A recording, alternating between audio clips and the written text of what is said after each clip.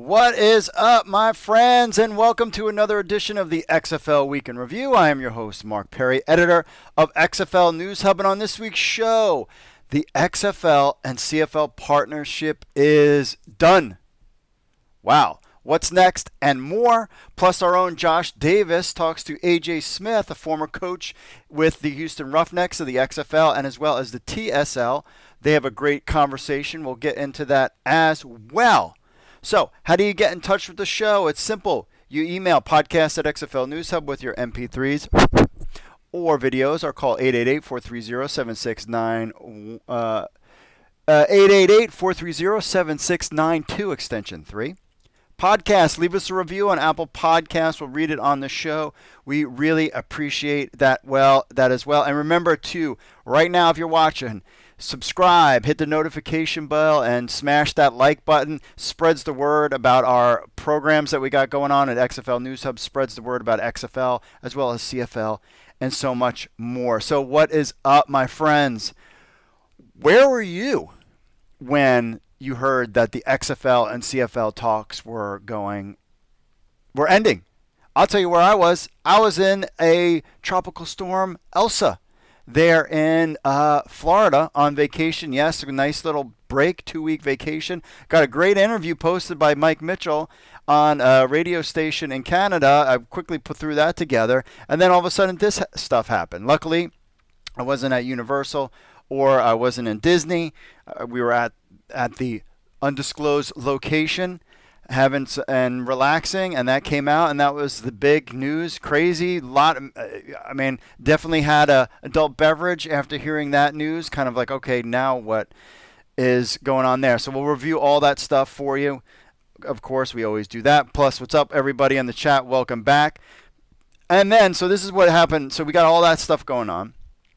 Then come back, so we drive back from Florida, the future home location of the big plans that we got going on. And then drive back really late at night, get back into Maryland, have a kids swim meet. So we got back at like 2:30 in the morning, did a kids swim meet because we got lots of kids. They did a swim meet in the morning, took a nap, and did something called the nut job. So I've been training for so basically it's a 5K and a half marathon. And so we did the 5K that Saturday night, me and my wife, and then I wake up early, it's like 4 o'clock in the morning, went and did the half marathon. So there's all your gold. So I did a 5K at 45, 46, I forget how old I am, something like that. A 5K, things called the nut job, and then I did the half marathon too. For your keeping score, I think it was a 27-minute for the 5K, and then I did a 2 hour and 9 minutes on the half marathon. My personal best, I got under 2 hours. I was hoping to do under 2 hours, but your legs are just shot from doing the 5K the night before. So I think I'm going to, so we got the medals. And so I think what I'm going to do is next year I'm just going to focus on the half marathon.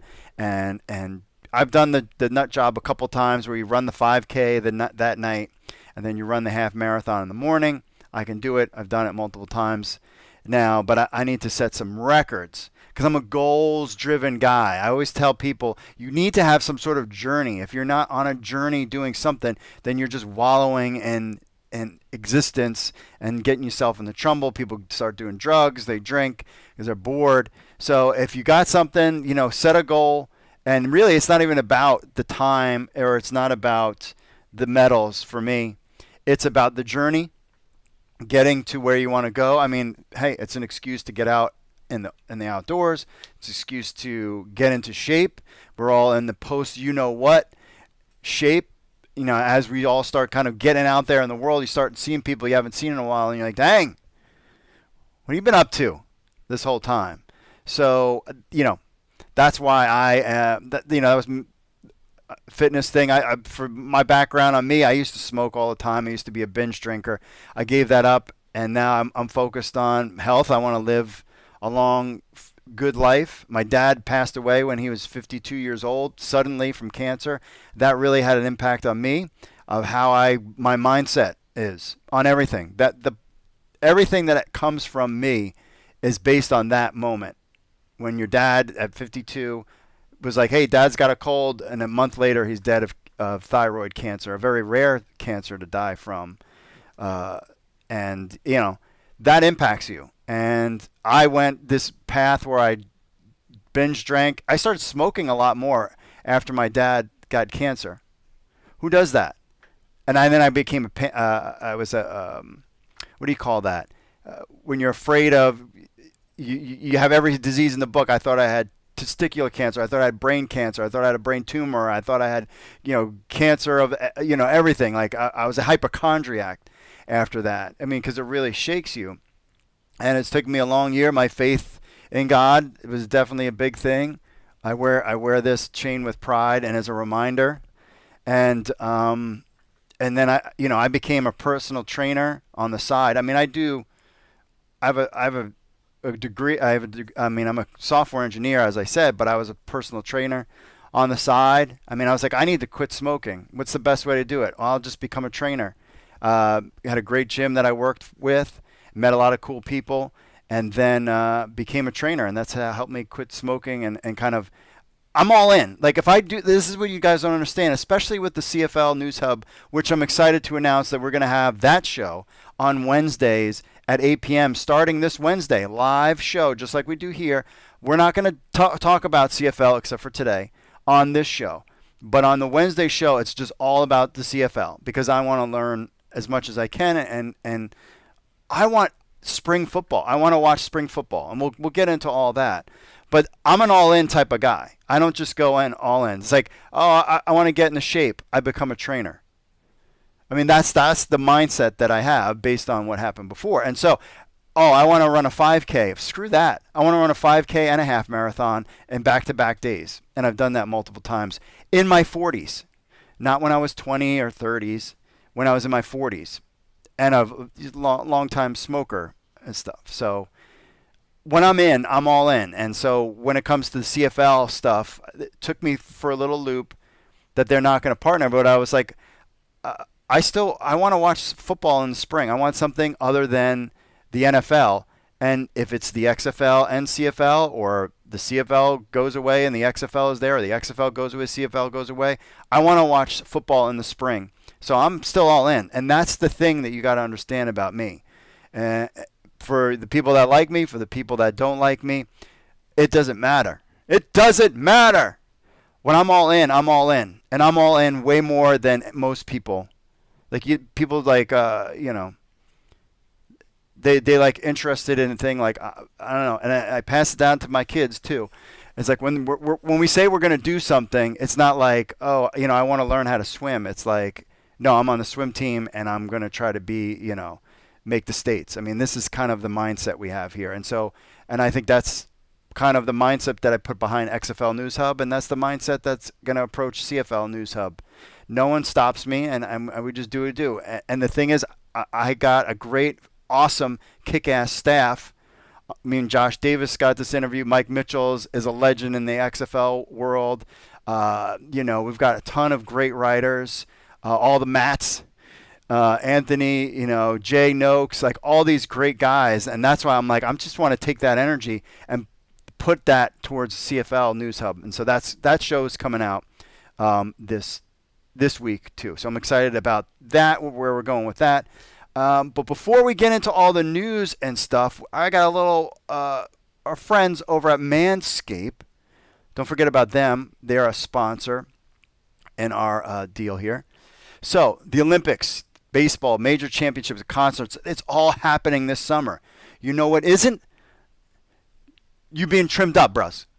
Tame your junk with the help of our friends at Manscaped, the leaders in below-the-waist grooming. Plus, shave, you know what I'm talking about. Just clean yourself up, guys.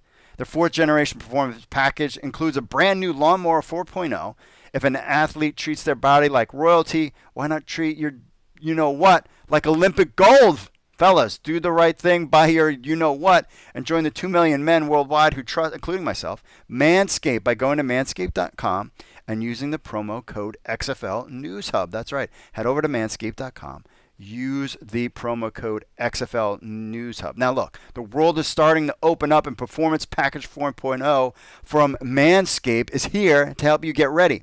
Inside, you get some cool stuff. You get your lawnmower trimmer, which you can use on your you-know-what, but also, trim your arms. You want to get rid of, the chest hair if you look like a dang woolly mammoth out there. Been hanging out at the beach, seen some woolly mammoths up there. I'm like, bro, just Manscaped. It'll take you 10 minutes. Trim it up. Your old lady would like it. You get the Weed Whacker ear and nose hair trimmer. I mean, some of y'all got some like wicked stuff growing out of your ear. Trim that up. The Crop Preserver Ball Deodorant and the Crop Reviver Toner. Plus 2 free gifts, Performance Boxer Briefs, which I use, by the way. I wore those when I ran at least a 5K because they were so comfortable. And then you get this travel bag along with it, my friends. Sorry, manscaped.com. Use the promo code XFL News Hub. Just try it. You get 20% off plus free shipping with the code XFL News Hub at manscaped.com. There's 20% off plus free shipping, xflnewshub.com at manscaped.com. Give your junk glory this year with Manscaped. Just trying to help you all out. It's your boy. I'm always trying to help you. That's it. What's up? Paladin Demo is in there. Richard Humphrey is in there. Ed Norton. Did you have a good time off? Yes, I did. Chris Mason is here. Julian Smith talking about the USFL. We'll get into some of your stuff. But, yeah, I'm glad to be back. And what's also cool is we're trying something first that didn't work really that well the last time because it kind of screwed it up. But what we're doing is we are also streaming live for the first time on our Facebook page. So we got the stream going to our YouTube page, as always, and we have it going onto our Facebook page live as well. So we're excited about using those two platforms to get you the latest XFL news. And so we got the new show, CFL News Hub show, starting on Wednesdays, 8 p.m. We got AJ Smith talking to our own Josh Davis. They got some cool stuff. And, yeah, that's all my notes for that part. All right, my friends. So what we're going to do is we're going to get into the news that happened this week. I've got some interesting takes I want to give to you. Then we'll get into a commercial break with our friends from the Markcast. We'll bring them up too. And then we got the AJ Smith interview with Josh Davis. Then we'll hit a commercial and we'll get to your social media stuff right there. So let's just get into the week that was the XFL, shall we? All right, first up, if you've been living under a rock, you know the XFL and CFL officially agreed to end their talks. The XFL is going to play in 2023. We told you this. Our own Mike Mitchell told you this, and you didn't listen. You thought we were dumb, and you thought we were whatever. He told you.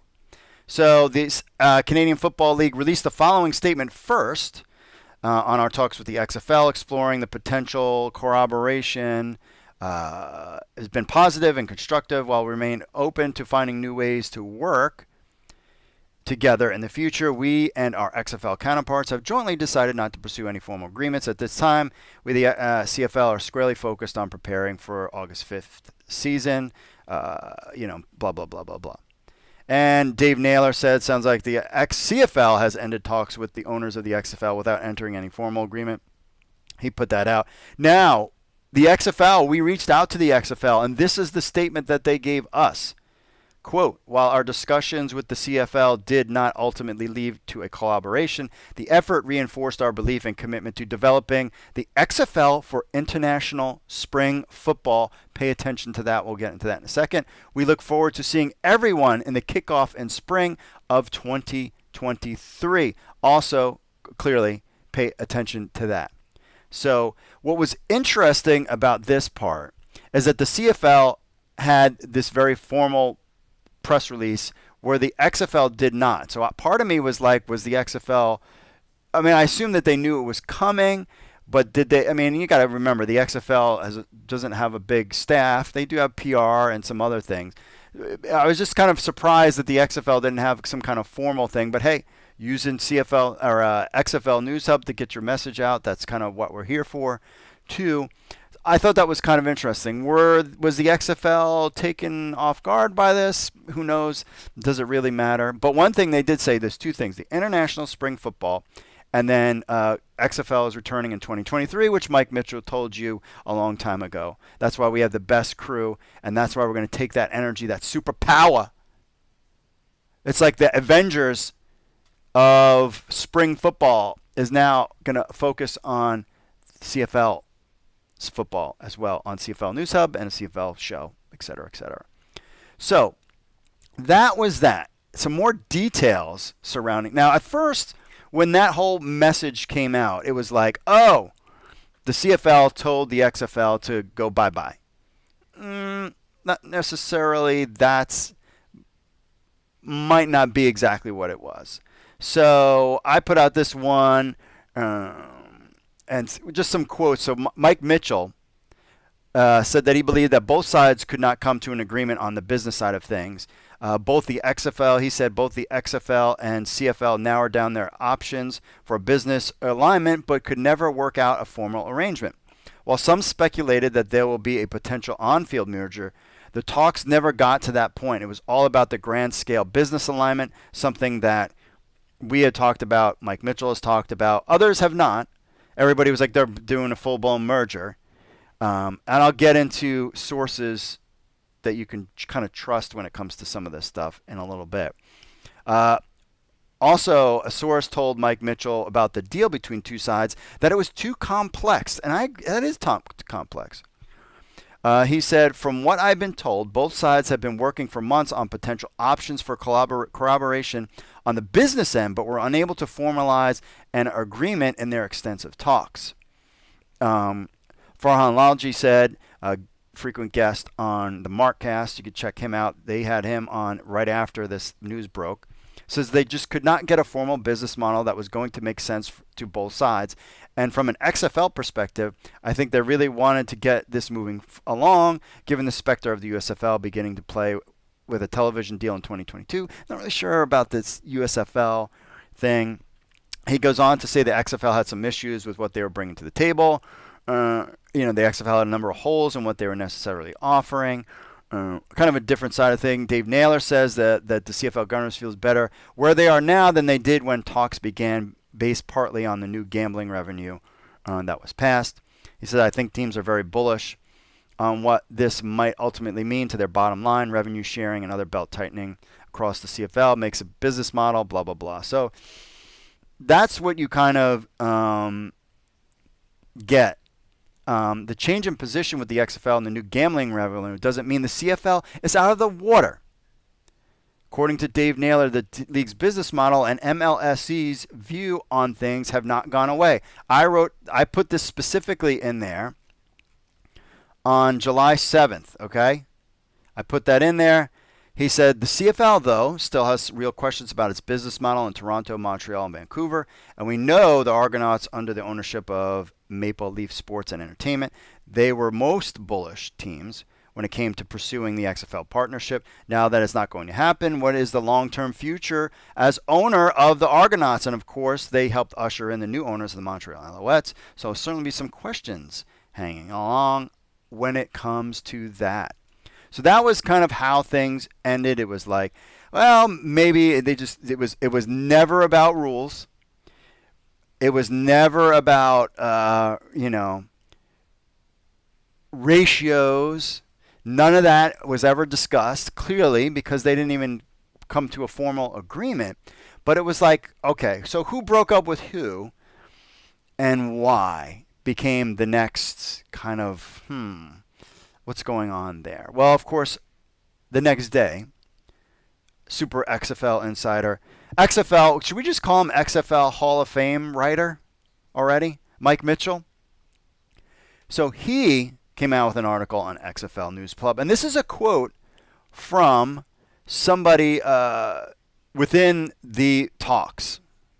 All right? It says, our plan for alignment is so complicated and multi-layered that I fear. Now remember, any of these things that come out, and we'll get into that in a second, they know it's putting it out there.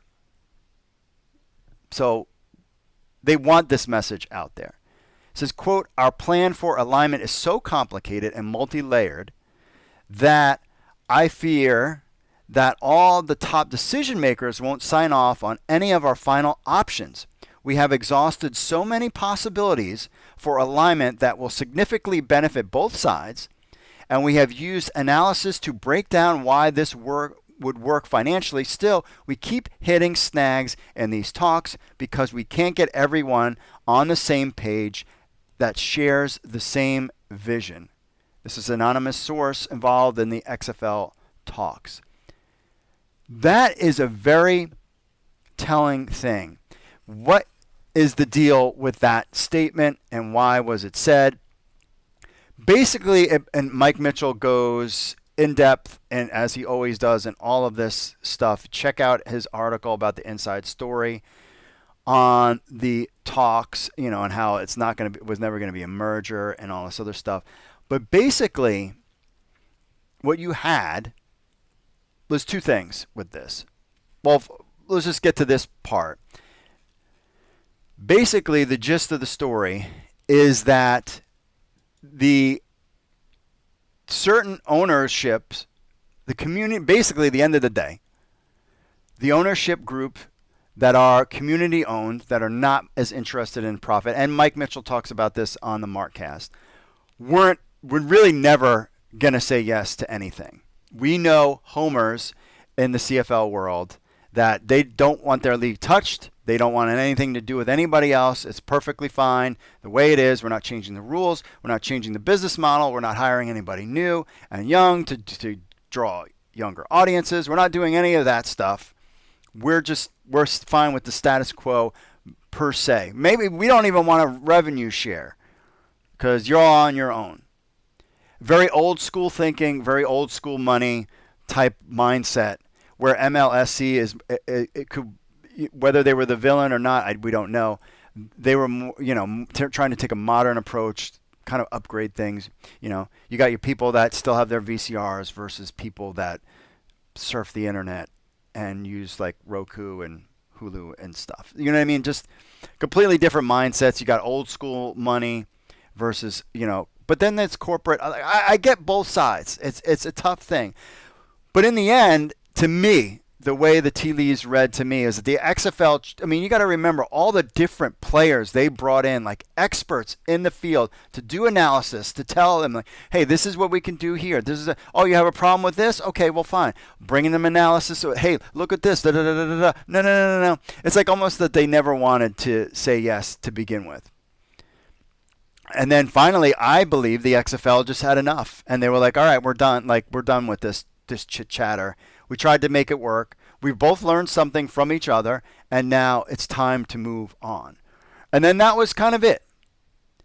But in the background of all of this, I was like, I understand, okay, you got your gambling revenue, and I've said this from the beginning, that even if you get your gambling revenue, like, you still don't pay your players a heck of a lot of money. And your staff, you don't have a big staff either. And none of the teams are really that profitable. So the gambling money is not going to solve your problems. But I think there's people in there that believe that it's going to solve their problems. And it really needs a business model. Is XFL the answer? I think, you heard Randy Ambrosi say they want to focus on a Canadian solution. Because I think probably a majority of the ownership in the CFL want that too. And I get that part as well. So it's just this kind of sticky situation. And at some point I was kind of like, you know what? At first I was like, well, who broke up with who? And then I was like, man, this doesn't look good for the XFL. And then I'm like, this is over the course of 24 hours. I went through that 5 stages of grief kind of deal. And then I was like,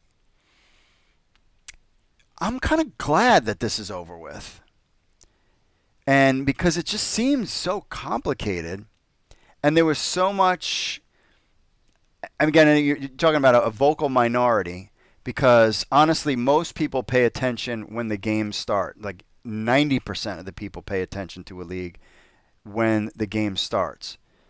So people are kind of paying attention, but not really. And I really thought that they would bring. I mean, you heard from Canadian media people how much interest in the CFL returned with this announcement. So it benefited everybody. Now you have who, claiming that it was a waste. I don't think it was a waste of time at all. I mean, if you have a half a brain, you're going to explore all your options. I don't know if this particular person can walk and chew gum at the same time. So companies do have multiple things going on at the same time. You can have talks, you can work on your season, and you can do other stuff. So that whole argument is just a joke. But it raised some questions for me because I was like, okay, so now we're done. But all the damage and scars still remain. That there were people that wanted to do business with the XFL that did not get their way. How is that going to go moving forward? So let's move on as the story unfolds. So Mike Mitchell's article came out July 8th. July 10th, new questions emerged from our own Mike Mitchell. So after months of rampant speculation about the talks, supporters finally got their answers. That they're going to go. We all know about the statements. Now, and he brings back this part 2. The XFL is committed to developing the XFL for international spring football. That is 100% put in there on purpose. A statement. The effort. CFL discussions, this is also, he got a statement, reinforced our belief and commitment to developing the XFL for international football. In other words, the XFL's belief in what they had planned internationally and their alignment discussions is stronger now than before the talks began. That international aspect made it very interesting. One of the things that Mike Mitchell talked about on the Markcast, you have to listen to the episode, is could two teams emerge? Because remember, the XFL has always said from the beginning that they wanted to add teams.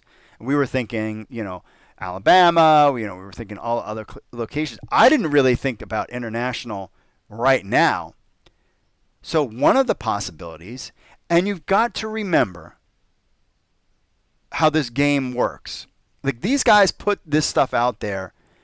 Listen, I was the one, and I will go home to the bank about the Terrell Owens wide receiver on the list. I was the one that broke that story. That came everywhere. Instantly, XFL people were all over and said that wasn't true, and I had no problem retracting it. I've said things over the course of the last couple of years, and we've written things.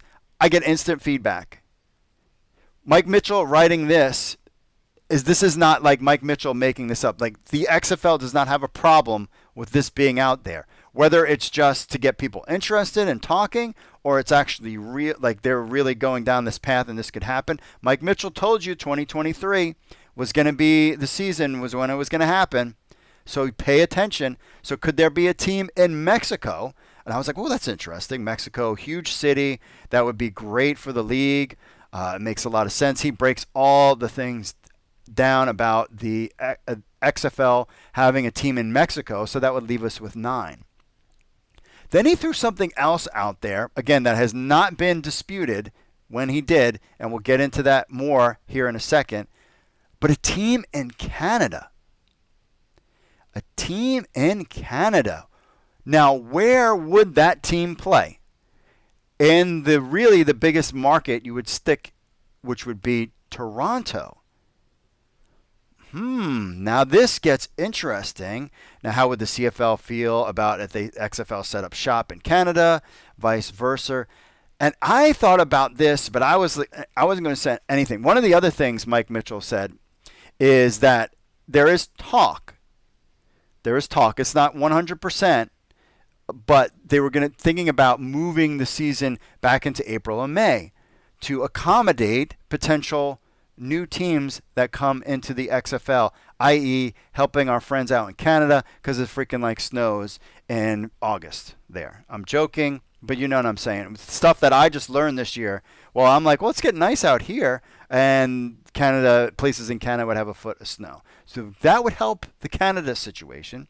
Plus, I don't know if it would necessarily intersect with the CFL season, depending on how they normally do, because he said the XFL season ending in June or July would only go head-to-head against the early portion of the CFL season, since regularly CFL Canadian football seasons start in the middle of June. So that kind of gives you an idea that they wouldn't really be competing. But then this other one was thrown out here, and this is the part where I was thinking about it, but he said it, is that what if CFL teams jump ship and join the XFL? Again, no one told him this is completely irrational, but there's two possibilities. The XFL could make their own Canadian team, or somebody from the CFL could potentially move to the XFL. And I was like, wow, that's pretty crazy. That is pretty crazy, my friends. And then this story came out. And the funny thing is, this didn't come from us. No, this came from this whole thought. I thought it. I totally thought it. I was like, could you imagine if the Argos jump ship to the XFL? That would be insane. Now, we've heard people say, and I forget who said it, but it was like if the Argos were to leave the CFL, that could potentially crush the league, even though they don't make as much money. People will argue nuances. Well, can they? It's legal. I don't know. I don't know any of that stuff. I'm just telling you, this is put out there. But this wasn't put out by XFL News Hub. No. This was put out by somebody who's going to be on the Markcast this week. Dan Ralph put this out. Now, why normally, and when I heard this, and then so this article about the long-term future of the Toronto Argonauts, question that's facing the CFL, when this article came out, I was like, and it came from Canada, I was like, is this the same dude? And yes, I use that word, dude. So here's the weird thing. When the XFL and CFL made their announcement, instantly, there was one person in Canada. I was a little upset. And I know the XFL listens to this. I was like, yo, why didn't you tell us so we could have an article come out instantly when this announcement was made? But hey, I get it. But in Canada, some guy I'd never heard of, because I didn't know any writer or sports thing. I didn't know anything about Canadian sports. He had a scoop.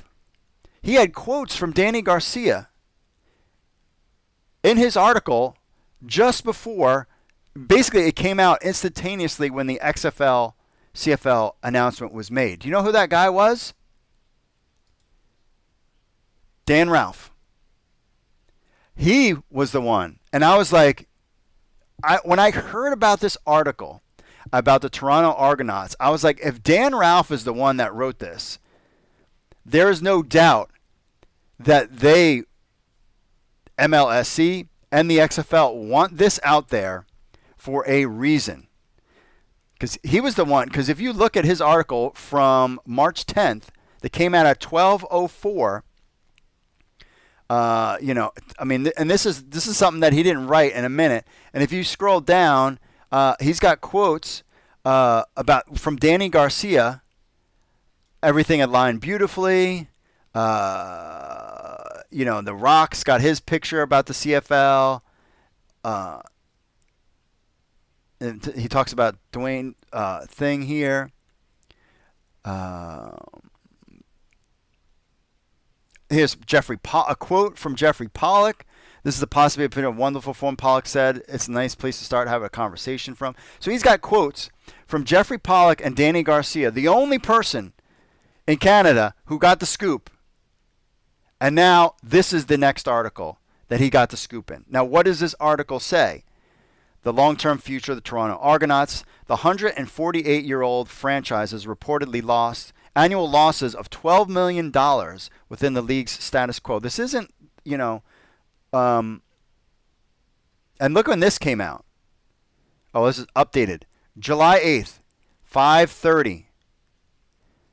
That XFL, CFL stuff was, let's see. Dave Naylor said something about it at 10 a.m. So news broke at 10 a.m.-ish. Now, Dan Ralph had a story at 5:30. And it's an extensive story. Now, maybe he worked all day on it, and he's a professional writer, and he's the man. Whether he has connections with MLSE or not, I just showed you that he does have connect. He was the only one to get quotes from the XFL just before that came out. Now, in his article, not only they talk about losing $12 million, and billionaires don't like to lose $12 million. So MLSE owns the Toronto Maple Leafs, the Raptors, Toronto's FC, AHL's Toronto Marlies, and NBA G League's Raptors 509. They also own Scotiabank Arena, where the home of the Raptors and Leafs, and they manage BMO Field, home of the Argos in Toronto. They manage. They don't own, they manage. He goes on to say, well, he talks about the $12 million losses. So with the reported annual losses of around $12 million operating within the Canadiens League's status quo, MLSC was the catalyst for the XFL discussions and saw a potential partnership as a way to establish a new structure that could help improve the football's entity's fortune, according to multiple sources. So here you go. That's in it right there. MLSC saw this as potential. Sources were granted anonymity because the MLSE nor the CFL has divulged the exact nature of the talks, blah, blah, blah. So I believe that that's from MLSE telling him what the deal is. Now, not every franchise is in the same boat. However, it became clear that not all CFL franchises shared that same vision. The Edmonton Elks put out a statement, is pleased by Wednesday's announcement by the CFL that discussions with the XFL has ended. The Elks remain fully committed to the CFL and our treasured brand of Canadian football. Pleased by, hey man, whatever floats your boat. Pleased by, he says. The Elks say. There is definitely, this story is not over. Especially when the Elks put that out, because we were all like, bro, what? Did you really have to say pleased? I'm saying I think there is a big ownership fracture. So this article goes on to say that while the CFL's decision Wednesday allows it and the 9-member teams to concentrate solely on the 21 season, it hasn't resolved the Argos issues and only served to raise questions about the future of the franchise, most notably its current owner.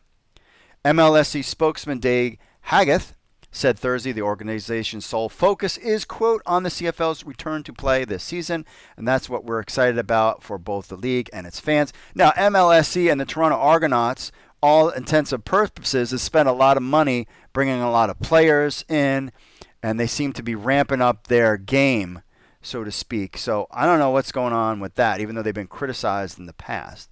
Now, at first glance, it would appear that the company has 3 options to consider moving forward. Now, if MLSC did not want this out, there would be quotes in there saying, we didn't want this out there, or we disagree with this, this is not going to happen. This is out there for a reason.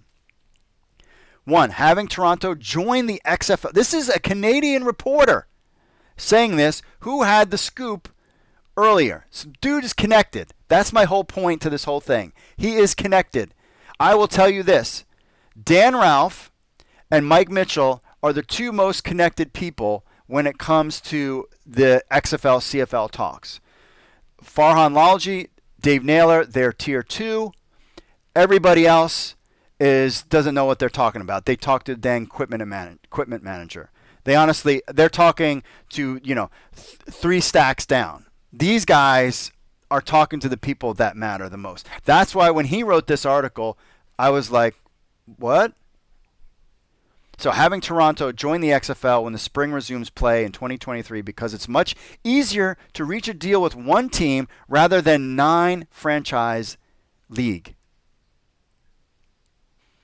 Now, I don't know the legalities, and neither do you.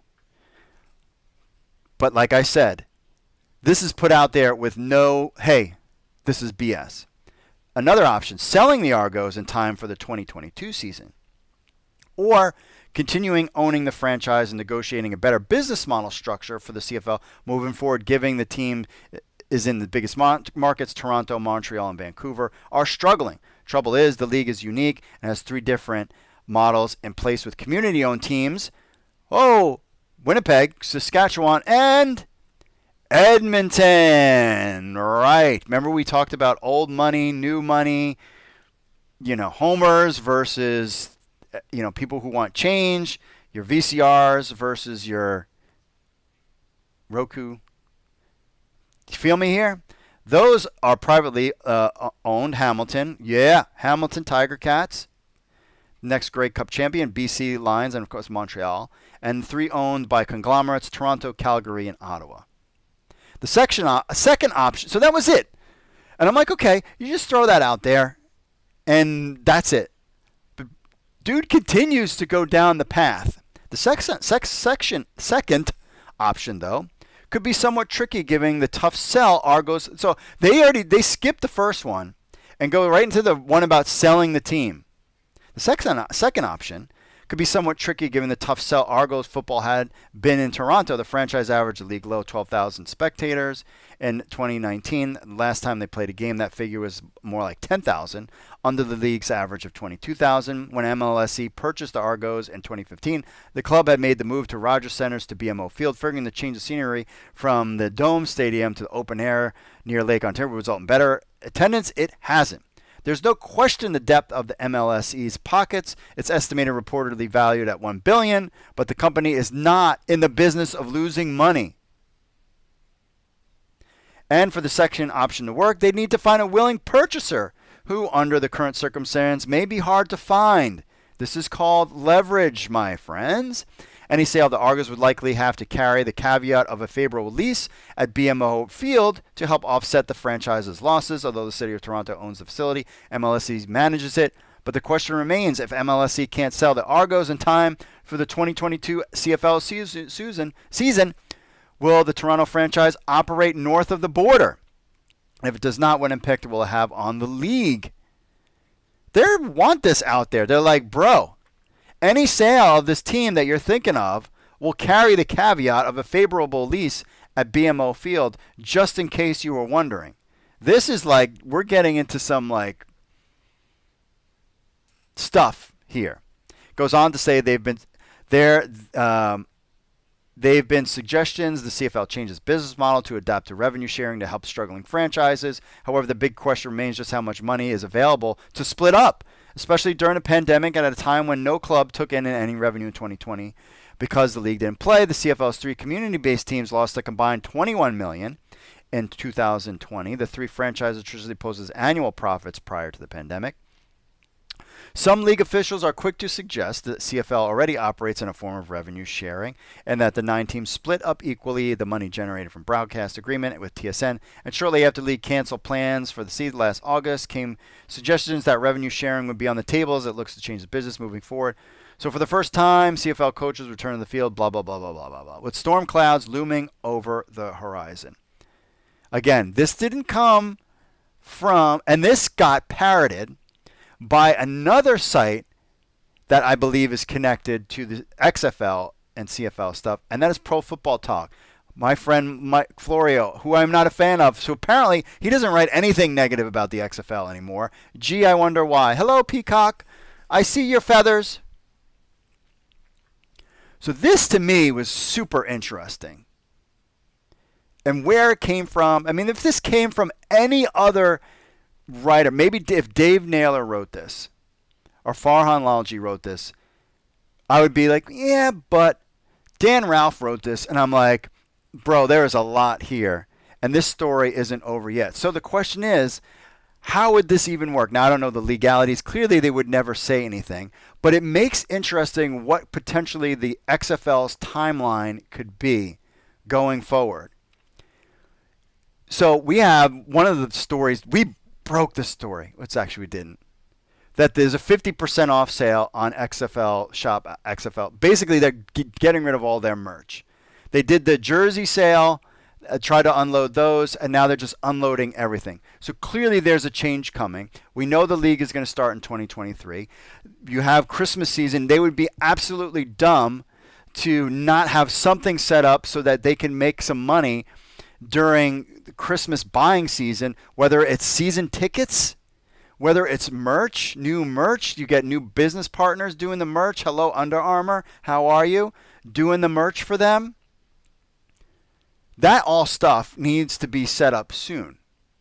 So how does this play out based on the timeline that I've talked to you guys about? I was saying by August they need to have a CFO. Now that this is over, and it's kind of, I get both sides. I mean, to me it's a relief in some respect, because it was like, do we even want to go there? And if all we really wanted was Toronto to begin with, then you can get Toronto without the drama. It just makes things interesting.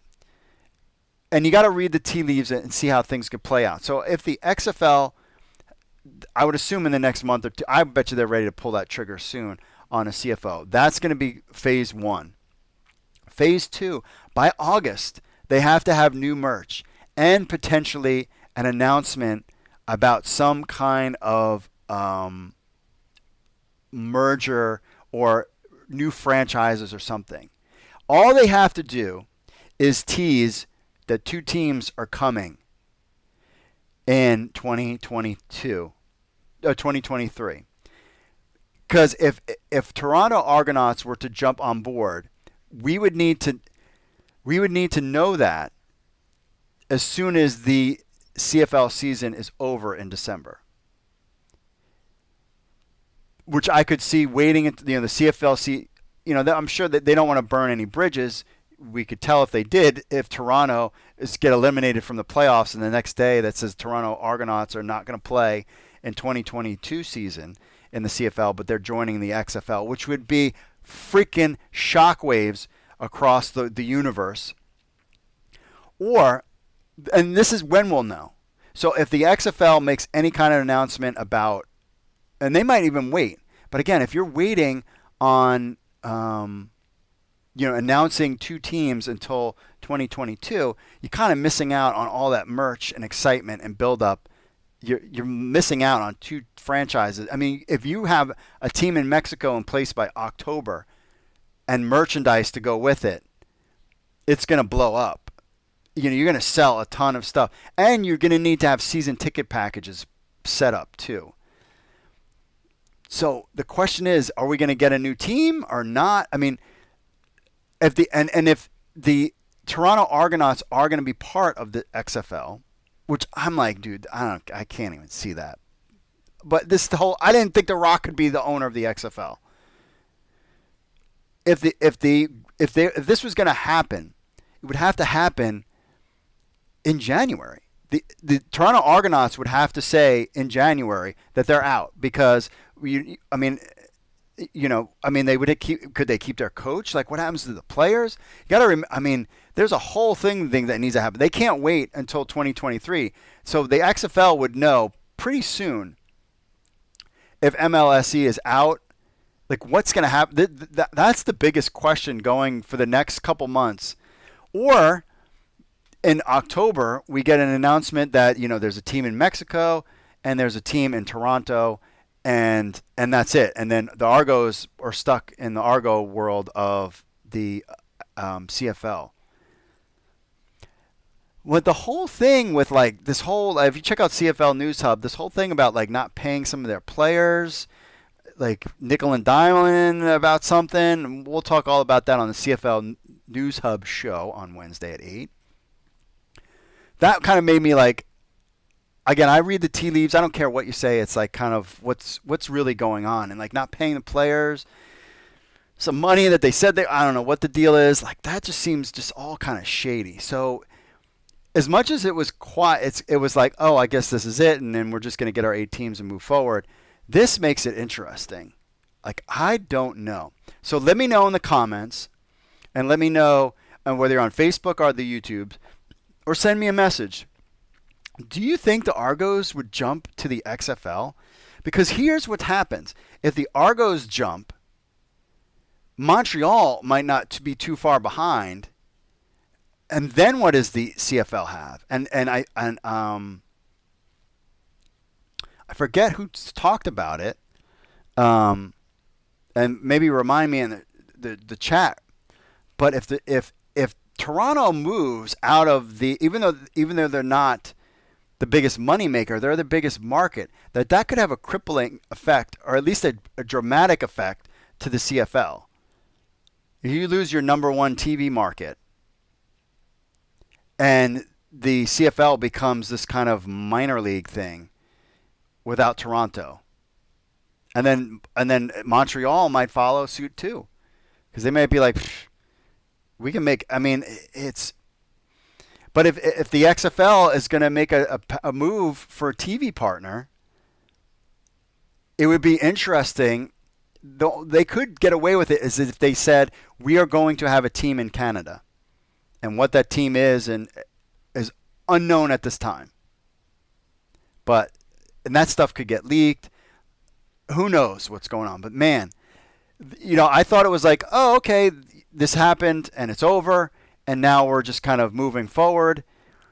And then all of a sudden, and I thought about the Toronto thing. I was like, man, that'd be something. But I'm not saying anything, because if I say something, my head would get cut off.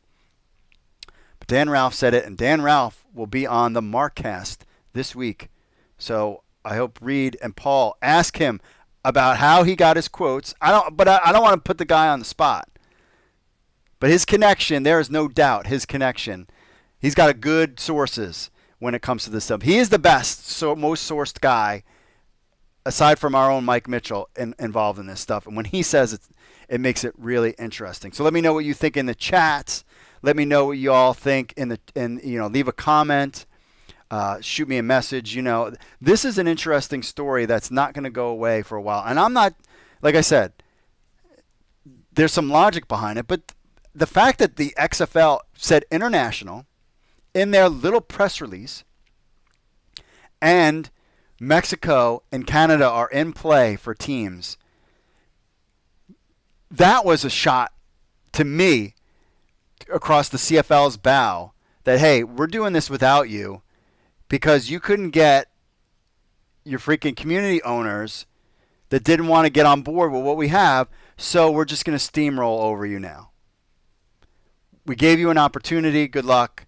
And we'll see the Argos hit the field in the XFL, which would be insane. But then there's comments. We'll get into them, your social media stuff, because people bring up some of the great questions. We'll get into that later. So I know it's a crazy thing. Hey, man, I haven't talked to you guys in a while.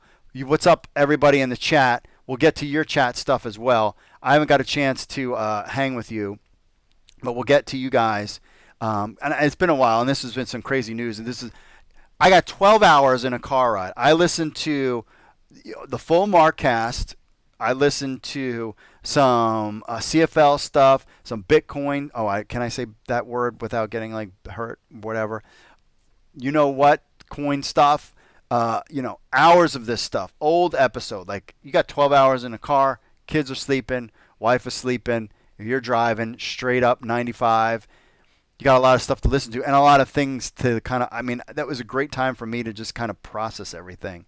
So it's been insane. All right, we're going to get to our commercial break. We got a great conversation between Josh Davis and AJ Smith. Thanks for joining us on the show, my friends. We will hit this, and then we'll get back to your social media stuff and our friends in the chat room. I see you all in there. We'll be back after this. Stay tuned, my friends.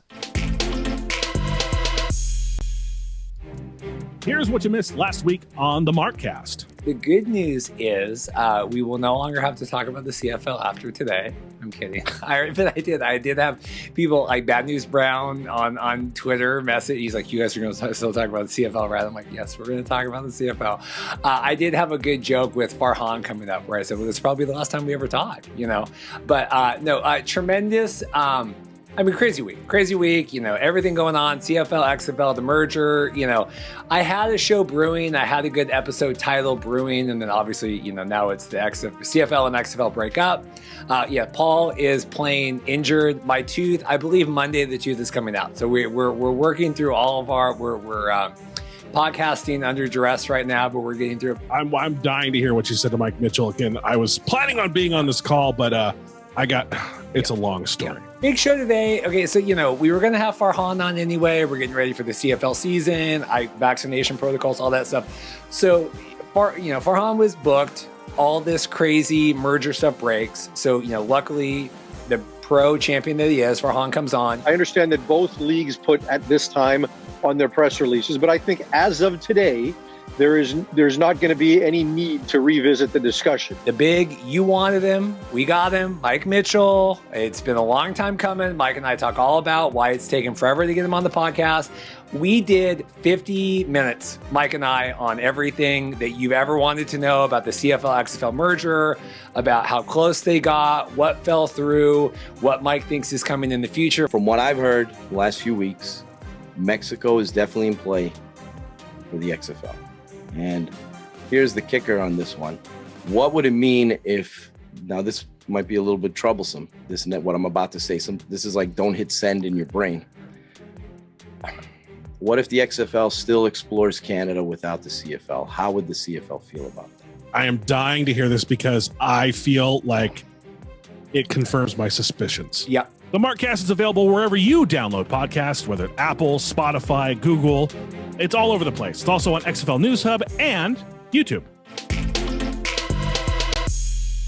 So we talked a little bit before the season, this last spring league season, but obviously it did end the way that you wanted it to. But tell me a little bit about how that was. You mentioned a little bit in our little chat before we talked, but how'd that season go for you?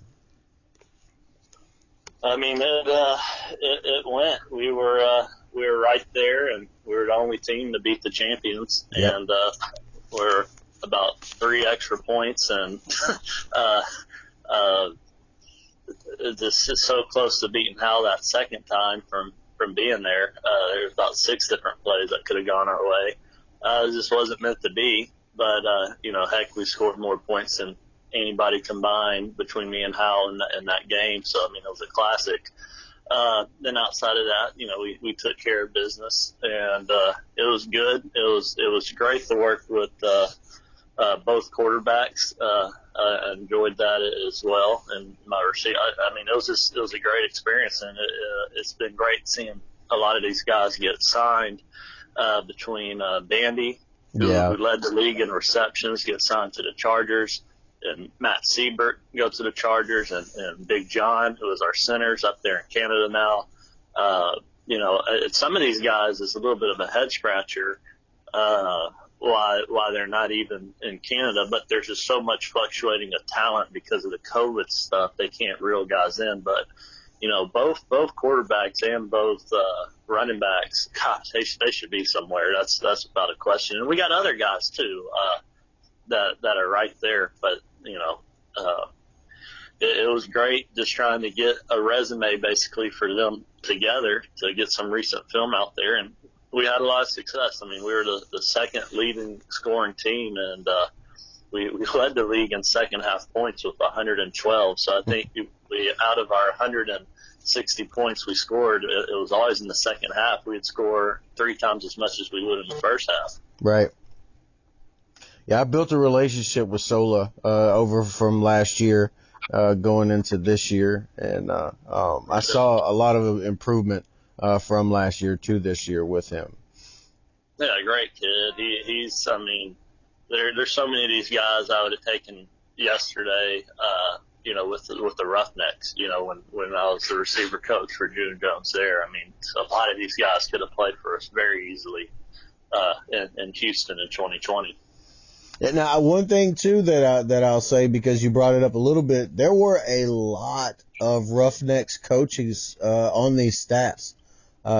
You, Ted, Darius Bell, some more too.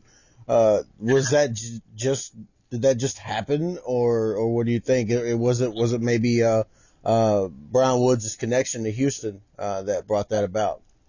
That's more coaches with connections with each other, just because of that Roughneck staff and what we do. So Teddy was there, and he got the job, and he he tried to get a lot of us to go there, and I initially I talked to him at one point the first go around in 2020, and I was already committed to that high school, and I'd already told Jerry no.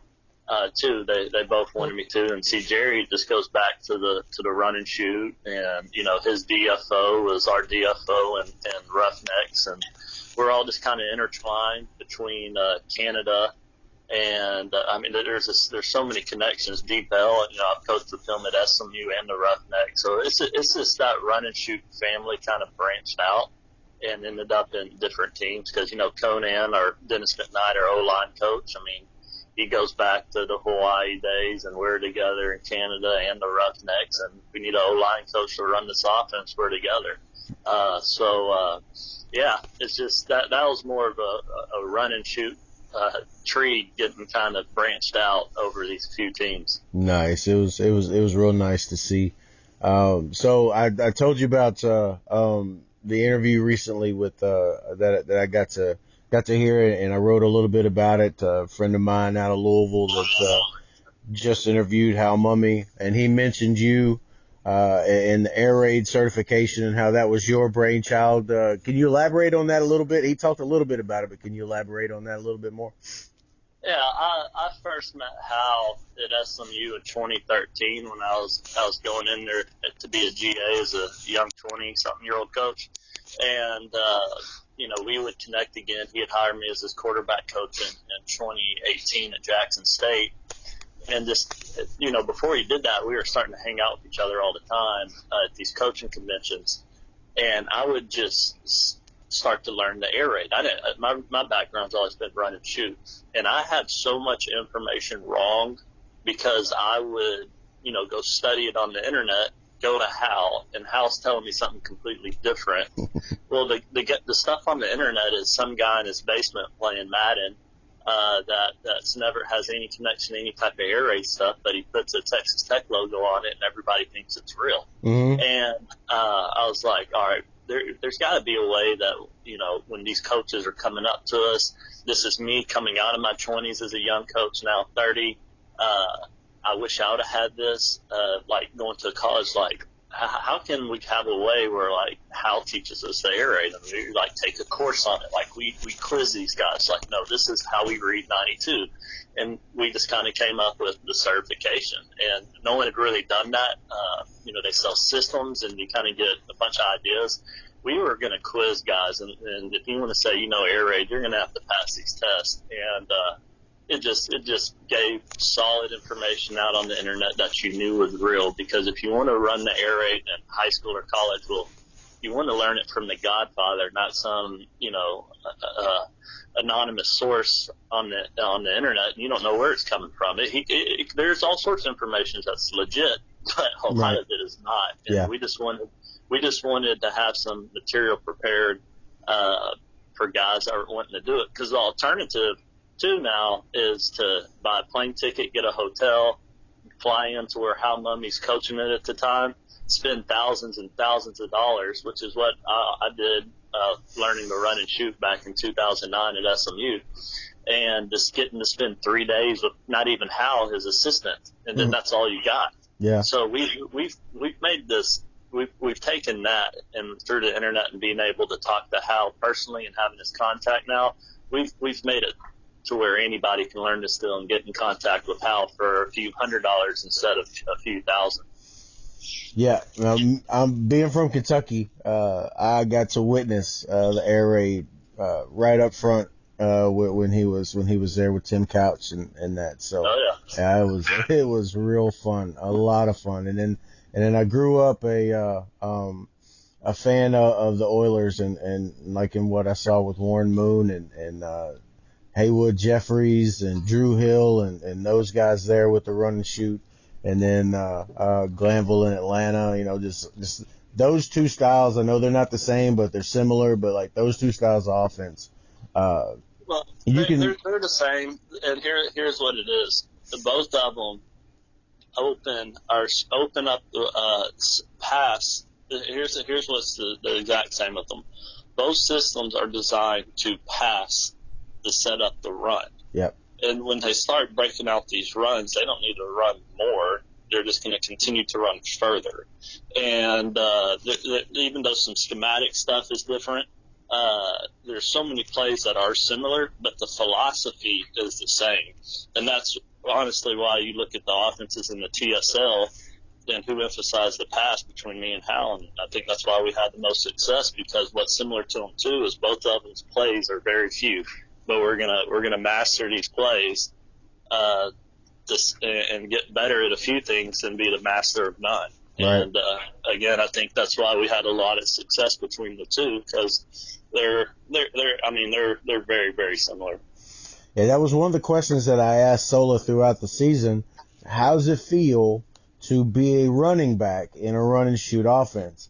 And his main answer to me was, they have to watch out for me because they never know when I'm coming. Because just like you said, we pass and set up the run. So they have to watch out for me because I am coming. So they have to, even on every play, they don't know when. We're not like a first down run team. They have to watch out for me. And he says, and so when they don't know when I'm coming, that's some of the times when I shine. So. Yeah, and he did. I mean, I can think of 2 runs that come to mind that he had two or more 50-plus more yard runs from Sholin. I don't think anybody had one like that, where he took it and he split the defense and scored a 50-plus yard touchdown. And I don't even know if this is true, but I would bet a lot of money that he led the league in yards per carry. He was up there. I don't know. Unfortunately, they didn't do a whole lot with availability of stats. So, but That's why I don't know either. Yeah, I would say that he did, just from what I saw, and I didn't miss but a couple of games. So, you said that you're just kind of waiting to see what goes on with these leagues. I'm guessing that means that you just don't know anything about what's next for you, or do you have some plans between now and when you might find out? No, there's pretty much no plans between now and December, and that can mean a lot of different things too. Something could open up in the NFL or NCAA, and I won't be involved in these spring leagues, or something could pop here between now and then in the USFL and the XFL. I think there's some stuff that might happen with the XFL that no one's really expecting, and they're just as alive as ever, and it'll be interesting to see what happens. But it's almost like a first come, first served, and we'll look at the most intriguing offer and go from there. But this kind of for the first time, and I've been coaching since 2008. This is the first time I just won't coach in the fall, and it's just to be open for anything that opens up.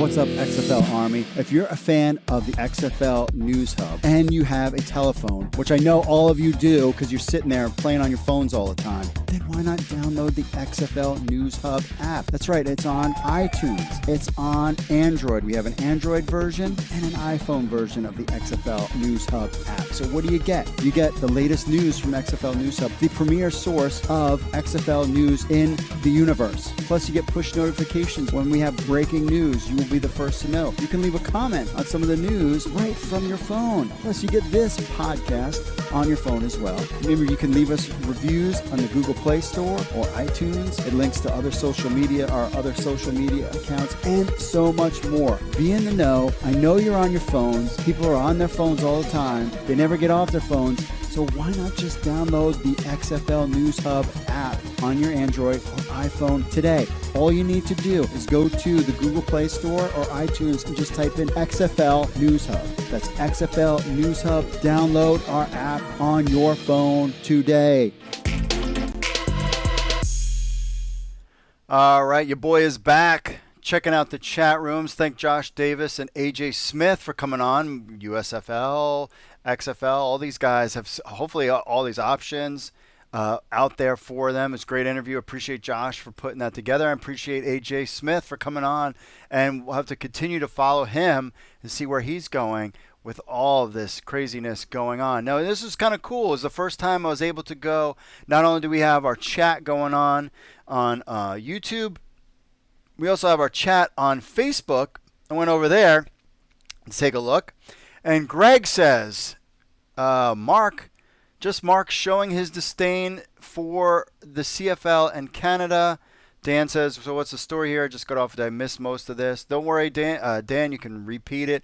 Whether you can watch it on YouTube, you can watch it on Facebook too, and we're live on Facebook, which is cool for the first time.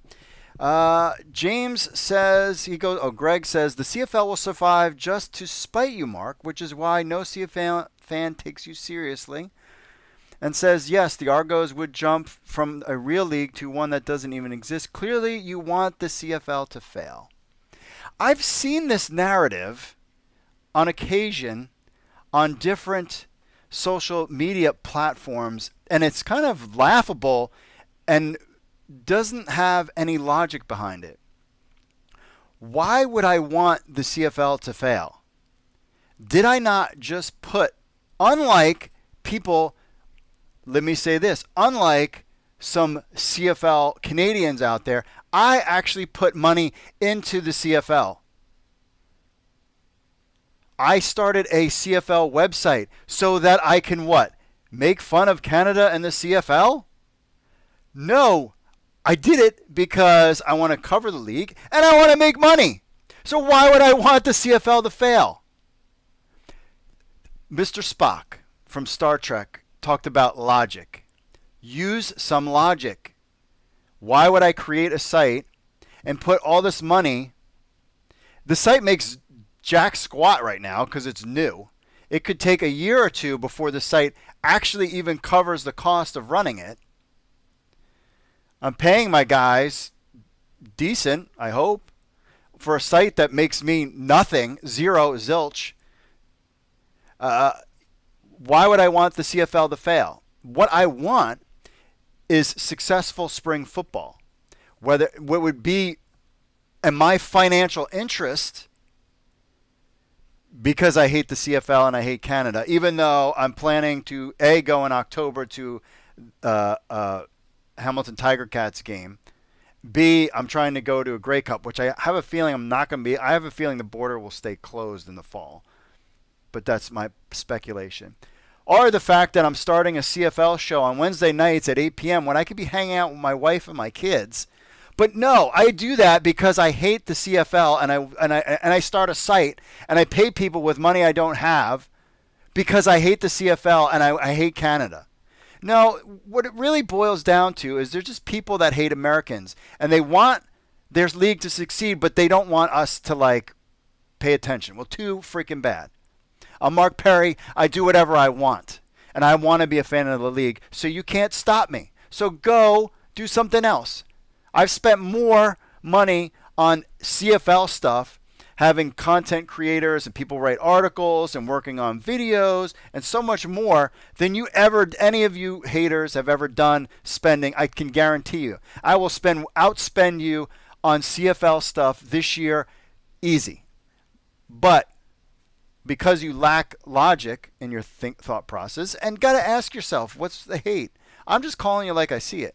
It's this hate America thing, but it's not going to stop me. What I want, if you really want to know, is I want to be able to watch. Here's, in a business sense, this is what I want. I want the XFL to play and pay my reporters for that and pay them well, because if the site is successful, I'm taking them with me. Then we transition from the XFL season. That closes up. We move right in the CFL season. Then that goes all the way around. And then in November, December, January, we chill out a little bit and start the cycle over again. That's what I want. Why would I want the CFL to fail?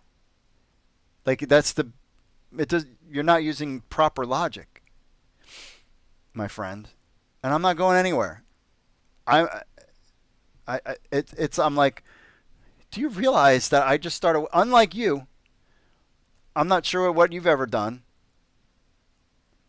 I didn't create a Twitter account.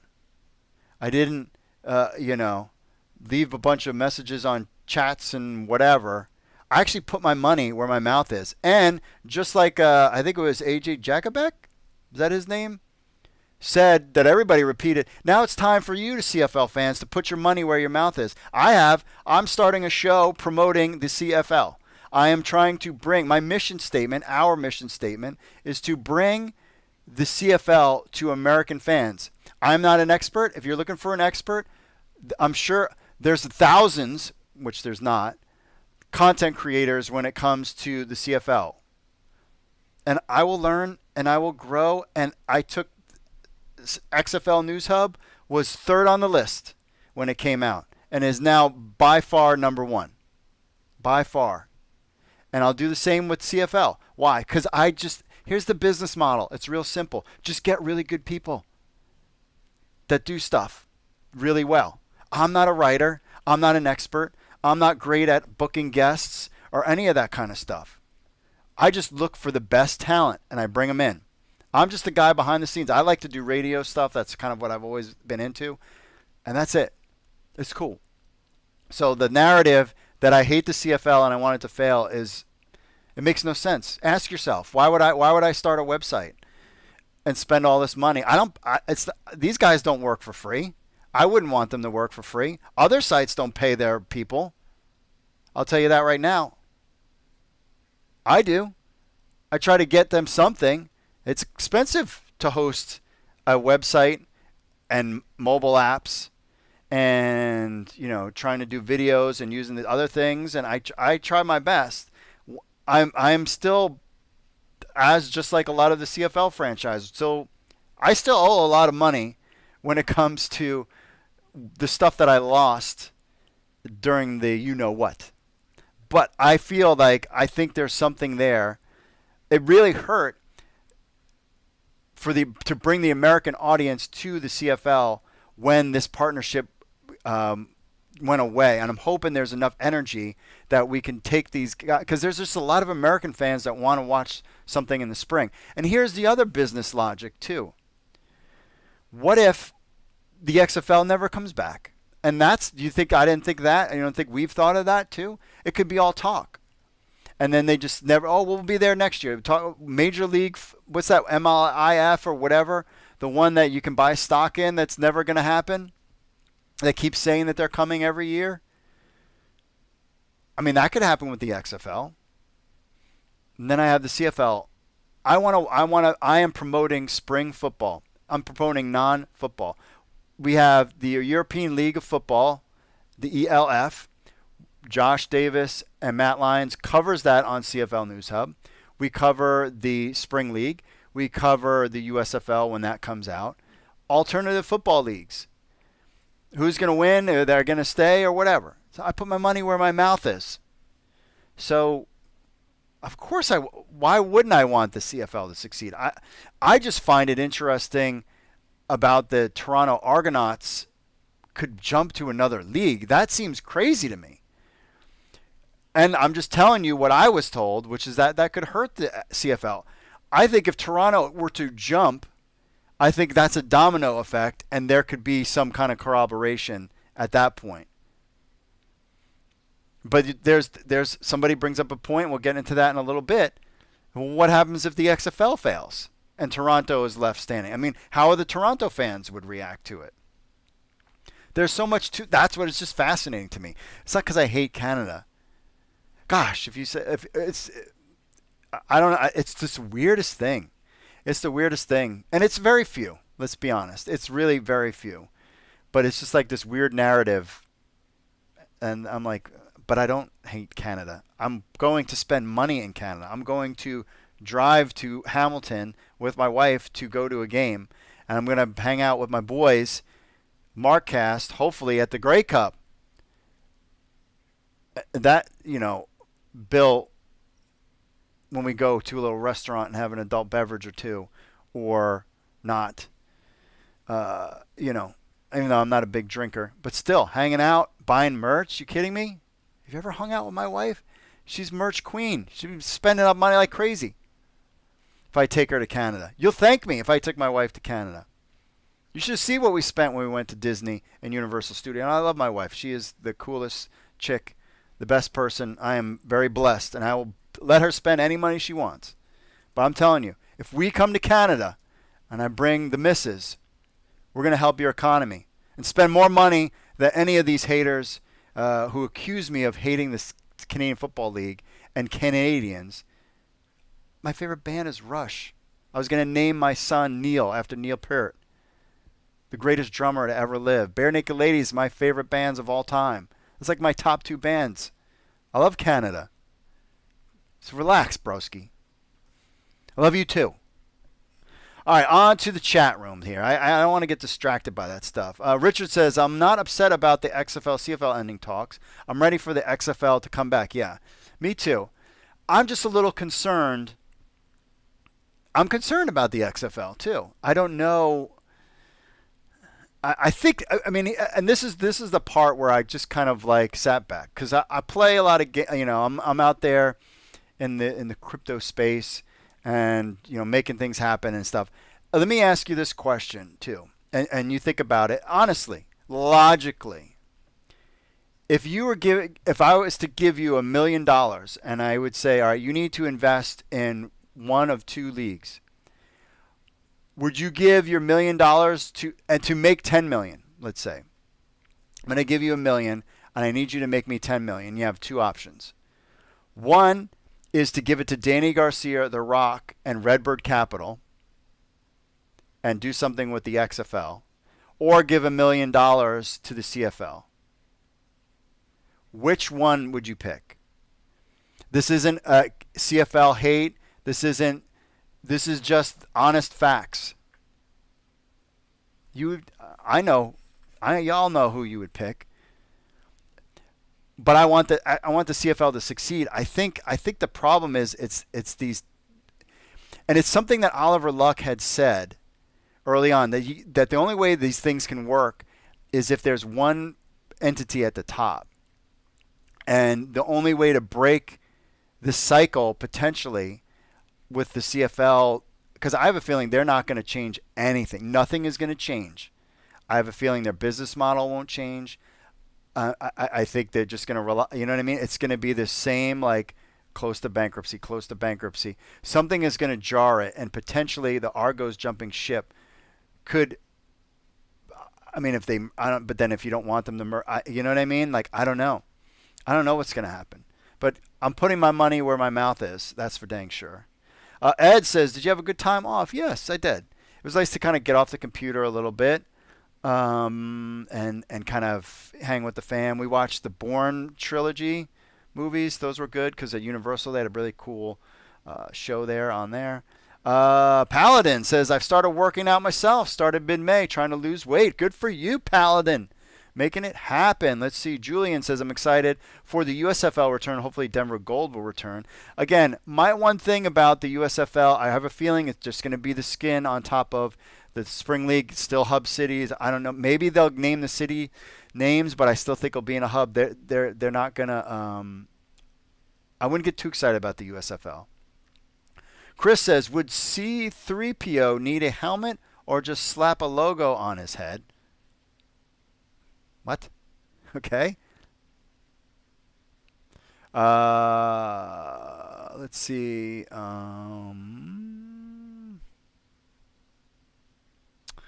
Let's see here. What do we got? Some other things. Krenzman says, interest in the CFL will not return in Toronto, Montreal, Vancouver. I've been to Montreal several times, and the stadium the Alouettes play is a Division 1A, AA level at best. Interesting there. Let's see who else we got here. Zach says, what's up? It'll be very interesting to see what happens in the future for both leagues. What for sure, I don't know who to pull for. I just want football outside the NFL season to succeed. I am with Zach 100%. That's what I want. I want football outside of the NFL to succeed, and I want to watch football in the spring, whether it's CFL, XFL. It would be preferable to be both. I just don't know how they can work. I mean, you're talking pulling players, but again, it's a real thing because it's like, where are we going to be 5 years from now? The XFL could be gone. The CFL could still be here struggling and just be the status quo of like nothing has happened in the prior years. The XFL could be strong. The CFL could be strong, and that's good also. There is a market for spring football in the United States. The way I look at it is like, what is this thing going to look like 5 years from now? That's going to be the interesting part. Yabba Dabba Doo says, I can see the Argos being sold and relocated to Halifax. Halifax will give the Argos something they haven't had in a long time, a fan base. Now, that is actually an interesting thing, and I think that could potentially happen. That's what's going to be – something is going to happen with these Argos in the next 12 months. Don't you agree, or you disagree, you don't agree? Something is going to happen. Either they're going to just jump ship MLSC, and you're right, because there was people interested in a team in Halifax to move it. Then you change the name, but you lose that market. So interesting what can happen. And MLSC wants an NFL team. However, I believe there's something where conglomerates can't own. They want to have a person own an NFL franchise, not like Redbird Capital couldn't own an NFL franchise. I believe there's something to that.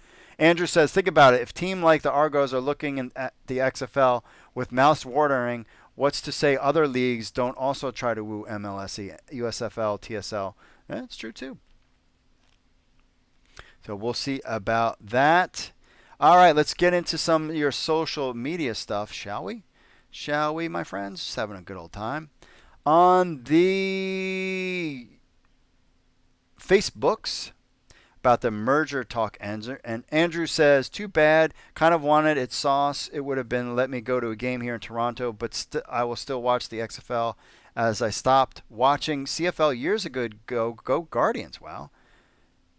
Say it louder for the people in the back. Okay. Stefan used to be a big supporter of X2, but after this year with no activity, I feel like Dwayne Johnson and Danny Garcia have squandered a business opportunity. I mean, that's an honest assessment. Did they squander something? I've talked about before how Dana White said that they need to jump on this and get the league going and not wait. And they've waited a long time, and who knows if that's going to hurt the league. But it's frustrating, too, because we want to hear something, and we've really kind of heard half-ass. And then that goes to what I'm saying about the CFL. That's why I have the CFL site, too. I'm doing something with spring football in the next 5 years, whether it's the CFL, it's the XFL, or both, or the USFL. Like, somebody is going to get this thing right. The CFL has been around the longest. I put my money on that. But apparently I want the CFL to not succeed. Of course I want it to succeed. How would that benefit me financially? Even though my world does not revolve around money, honestly, and I don't live for money. But just as a business person, why would I want the CFL to fail? Makes no sense. About the Toronto Argonauts, I just think it's interesting. Toronto needs a team in the NFL, and that's the other thing is how's the NFL play in all of this with the Toronto Argonauts and what they do? I mean, that's the whole thing. It's the XFL side. It's how it impacts the CFL and potential NFL. The NFL could just come in and they could sell the team just like one friend said, and the team moves to Halifax, and then NFL sets up a shop in Toronto. What if the XFL sets up shop in Toronto? Or what if the XFL sets up shop in Halifax, a completely different market than the CFL? I mean, there's so many possibilities. Plus, we're talking about Mexico too. That's huge. If Mexico, that's why I'm like the XFL, if they don't have something in the store by October, they're missing out on something, and that will have me concerned. If we don't have a CFO and new merch by October, yes, I will have the panic button on, and I will be like, all right, I'm going to pause the show for a little bit because, come on, y'all. If you don't have merch to sell for the holidays, but maybe they're like, we're not cranking up anything until January 1st, but, other things are coming along the way, like the USFL is out there. The CFL is going to have another season. Like, we'll just have to find out. Hasn't that been the way, my friends? It's been the way this whole time. Let's see. Javier says, I think they should. That will make us a 9-league or a 10-team league. Would still know. Let's see. Zach, we had him. This would be huge for the XFL, but sadly spell the end for the CFL. Is extremely interesting to see what happens as more information about the XFL's plan of international spring football unfolds. Yes, that's why I think if the Argos jump, then there could be a domino effect. The CFL could play out a year and then other team, but I don't know how the legal part works. It's just real interesting. Here, Greg again says, I have a disdain for blah, blah, blah. Okay. Next. Let's see. This was from videos of Mike Mitchell. This is D-Tom America. Mark, I'm a in the U.S. Army, and me and my friends joke about how one season in the NFL making minimum wage, we make more money than 12 years in the Army. Yeah, that's definitely true. I heard that CFL average player is only making around 90,000 Canadian. That number needs to be at least 375,000 for the average and 185 for minimum wage. The CFL should see players retiring and going to the military as a come to Jesus moment, and we'd be like, we need to change. Also, the CFL players need off-season jobs. That's the NFL in the 1960s, true. Oh, he goes, that's on. The CFL is 60 years behind the NFL. CFL needs the XFL for money, younger fans. Gambling alone isn't going to fix the money problem. Say the CFL combination, blah, blah, blah. Before I joined the Army, I played 4 years of D3 college football. We got to play a game in Canada in the spring. We played 12-man NCAA rules Canadian field. We love the field size, and they love the 4 downs. I don't know why so many Canadians hate the idea of giving their team another down and another change to get a first down or touchdown. I've always been a fan of football. My NFL team is the Green Bay Packers. As long as I can remember, I like college football as well, along with other non-NFL pro leagues. I'm one of those people who watched the XFL and the XFL/CFL news. Got me excited to watch the CFL this season. I picked the Red Blacks to cheer for. Thank you for reading this long comment. Have a great day. Go Red Blacks. God bless. God bless to you, D-Tom America. Thanks for serving our country. And yeah, I do. I mean, the pay isn't that great. And that's why the whole thing with the wager money, that wager money could just go to pay the players better. And the teams aren't still making a profit. Let's go on to some other comments on the YouTube. Last week's video. Let's see here. Jack says, nice video. Fourth and whatever. Yeah, I know. AEW. It's the awful pro wrestling promotion. No, it is not. I'm giving that a dislike. AEW is great. Brent says, I love football, and yes, I watch some CFL, but you're 100% correct. Not a fan of their rules. 90% of Americans agree with me. If 4 downs is wrong, then why does high school, college, NFL, XFL, USFL, AAF, etc. play that way? Exactly, 4 downs only. Pretty cool there. And then, but again, it's going to be really interesting. A lot of comments on that, and that's cool. But I think American fans need to watch the CFL season. I'm going to be really curious to hear, the CFL fans that we are bringing to the game to help the CFL brand of football, because we were helping promote the CFL in the United States. It'd be interesting to get their take, because now they have a place to chat and talk with an American who's watching the games for the first time and what they think. And so I think it's cool. It'll be really interesting to get Americans' take on this going forward. Brett says, I agree. Where is Woods getting his money? Not feeling strong about the USFL. Check out the largest XFL group on Facebook, 100% XFL. Cool. Darian says, can't wait for the XFL TV deal. Me too as well. Let's go on to the Instagram. About the XFL could land Toronto Argonauts. Russell, the Truth Seeker, says that would be great. Cool. It would. I mean, I just don't know. I mean, could this force? I think it's. If I was a betting man, Let's just say this. If I was a betting man when it comes to this whole Toronto XFL thing, and believe me, I'm not going to spend 10 months talking about this, but if I'm a betting man, I would say this is more about leverage than anything else. But I also think the XFL will be putting a team in Canada. So here's my video I did on TikTok.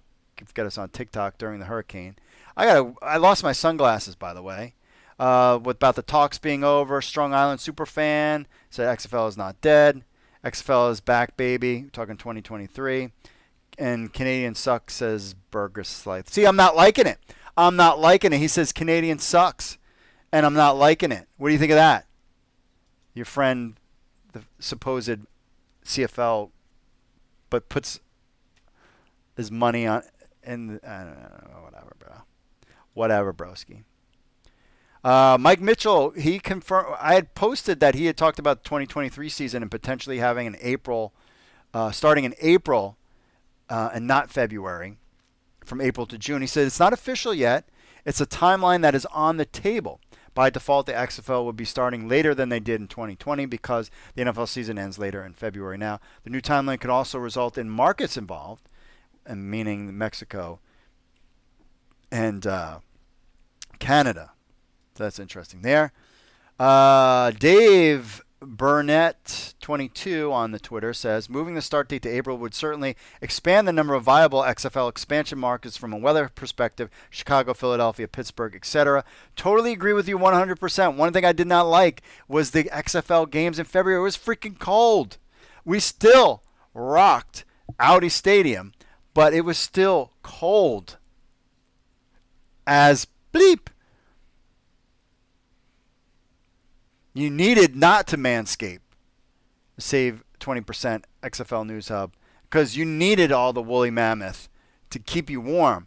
But moving it to April and putting it in that like out of school, like towards the nice spring, summer weather, you're fine. No one cares about baseball.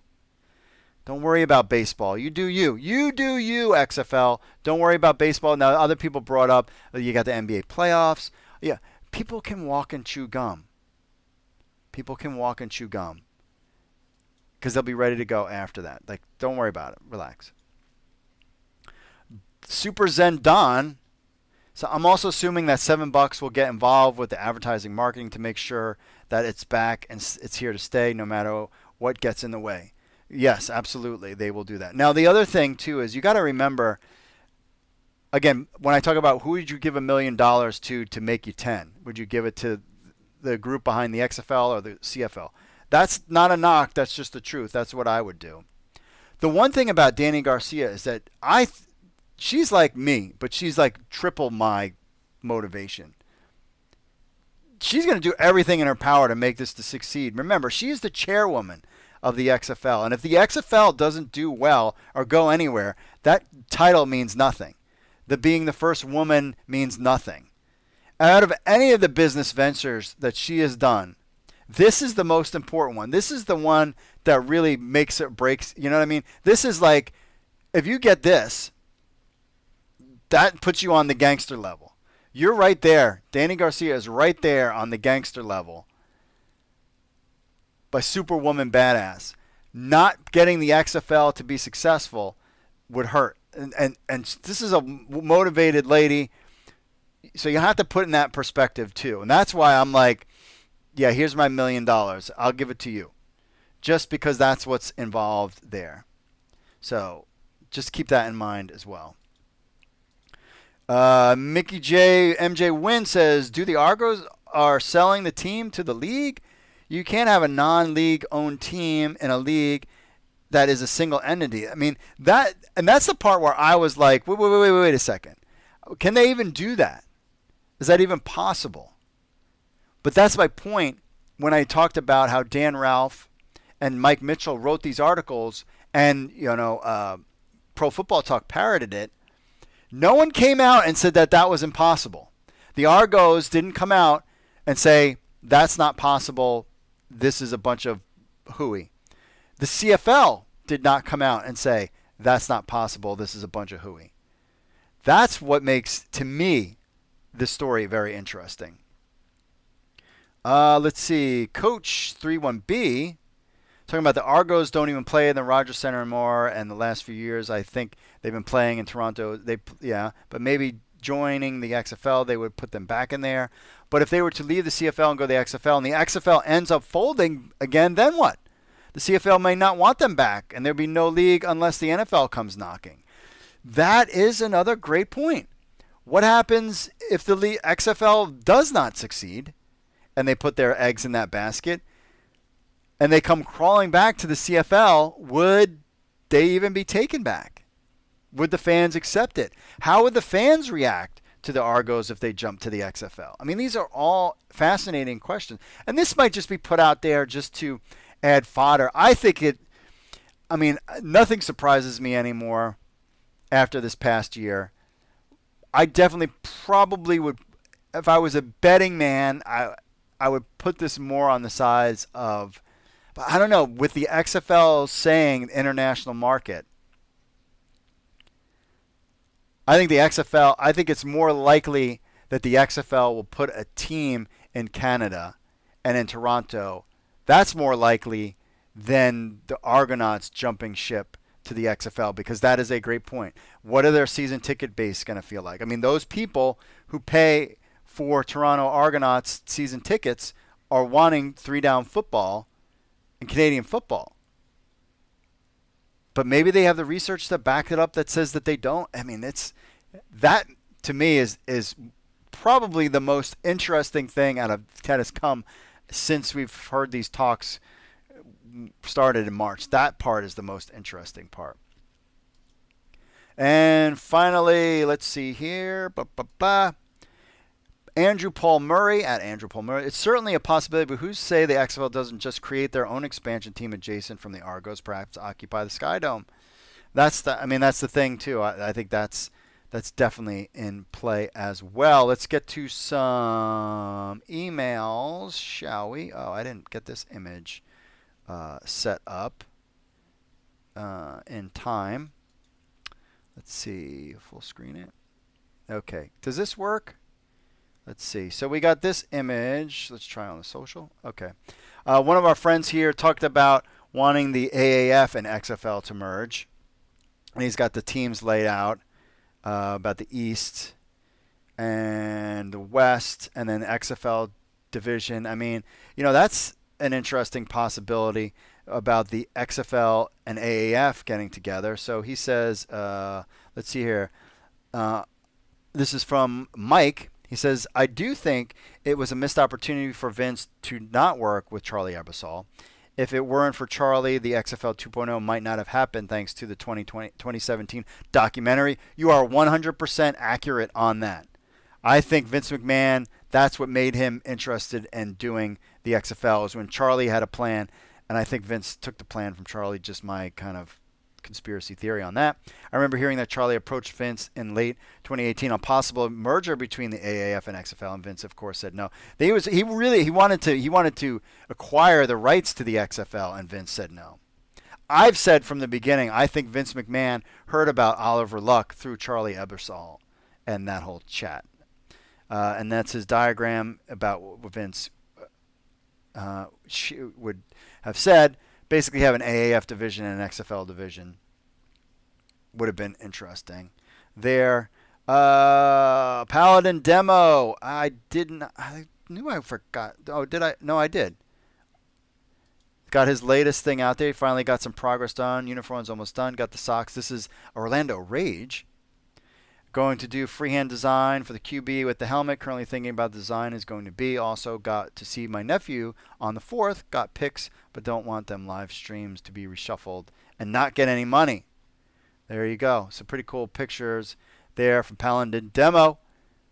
Doing his thing there. Let's see what else we got. David says, now in our 7th season, National Final Four this Sunday and expanding to maybe the XFL should partner with a football league now playing in America, the A7FL, expanding to 8 divisions, 2022. Plus, there are no helmets, no pads. A7FL.com is a league out there. Another David says the XFL should have had a team or two already to go for 2021 playing CFL rules football, and that way the XFL could slowly reappear. Now they never start up again. 2023 is a long way off, and the USFL could take over any leftovers from the NFL. A merger with the CFL is vital, and CFL rules are exciting. The XFL can play in the summer and autumn, especially considering the survival of leagues at stake. There could be further negotiations with the CFL that do not threaten Canadian rules, and then just play football.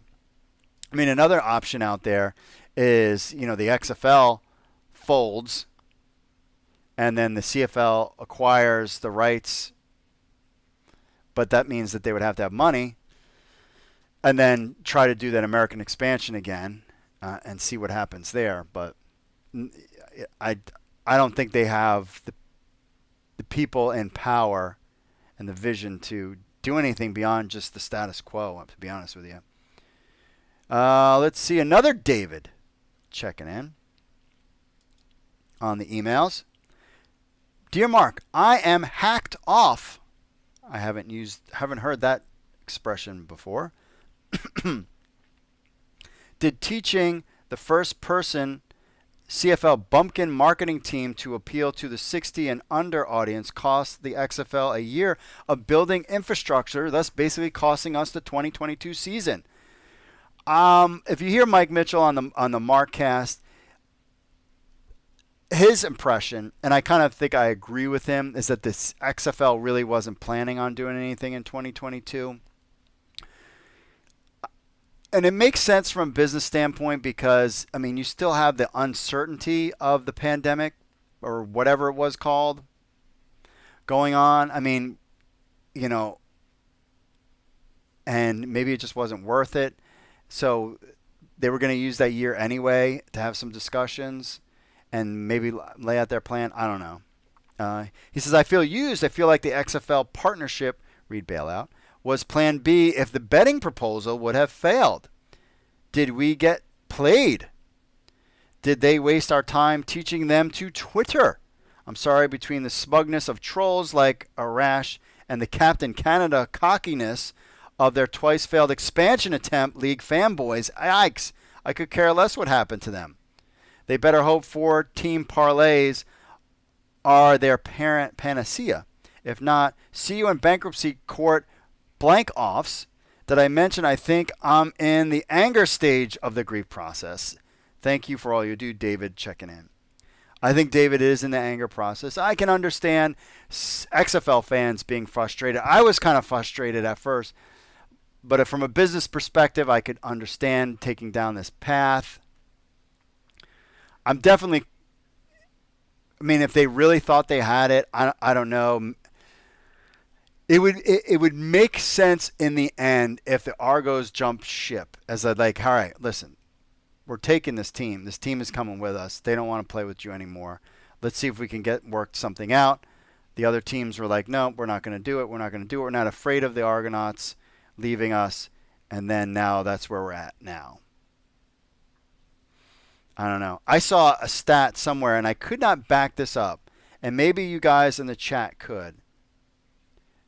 It was something like the NFL has had like 4 commissioners since 1960. The NHL has had 3 commissioners. And the CFL has had like 18 to 20 commissioners since 1960 or something like that. It's just a business. And the thing is, and you see this, I mean, especially in big corporations with lots of other people chatting. I mean, what helped the XFL get off the ground in the first place is because it was one entity, Vince McMahon, and it was Jeffrey Pollock, Oliver Luck, build us a league. And that was it. When you have all these ownership groups, I just don't think it can happen. I don't think they will ever merge. And I think if anything were to ever happen where they would combine forces, the CFL would have to be in pretty dire straits. I don't think they would do that. I think if anything were to happen, it would be, one of the 2 markets maybe jumping ship to the XFL, but I think the CFL would continue on. And maybe 5 years reassess something. I don't know. I think the CFL will live on even if the Toronto Argonauts leave. I think they could survive if they change their business model to where they were all, instead of corporately owned, they were all community owned. I mean, it's like that's why you don't put your money in a corporate bank with stock shareholders. You're much better off putting your money in a community owned bank, because I mean, everybody wants to make profit, but there's a difference between appeasing evil shareholders in Wall Street versus locally owned businesses. That's why I put all my business money into locally owned banks. That would be an interesting business model, and one that I thought that even the XFL, or anybody trying to spring league, is instead of trying to have this one corporate owner, but then that owner needs money. I mean, it's very complicated, as you saw on all the quotes from Mike Mitchell. So I'll just leave it at that. Finally, last one about the XFL could land the Toronto Argonauts. It doesn't make sense to leave unless the XFL gets a better TV deal with Toronto on board. The TV money is where you turn profit. And I can see Canadian fans not attending out of spite if Toronto joined the XFL. I agree with that. Toronto is an NFL city. The Argos will have to be sold, and then MLSE will have to raise $3 billion to get an NFL team to even look that way, unless the Chargers have issues.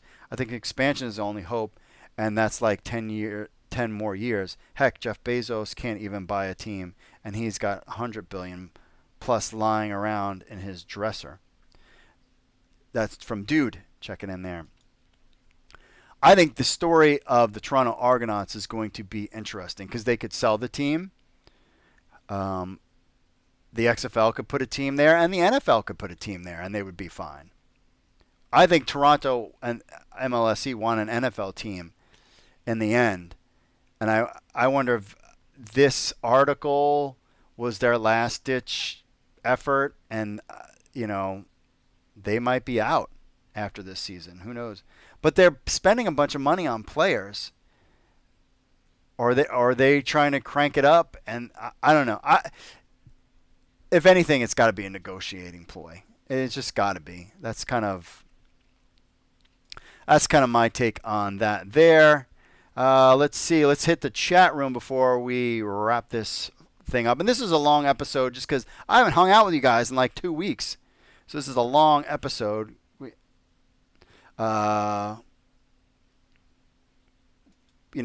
2 weeks is a long time for us to hang out, my friends. Javier says, hi, Matt. Chris says, CFL better do something or it's curtains for them. I think they'll be all right. Options 96, Montreal, BC, and Toronto could all bolt at the end of the 2022 CFL season. So, no, if somebody's going to bolt, it needs to be after this season because they need to be part of any kind of XFL thing going forward. And that's going to be the interesting part.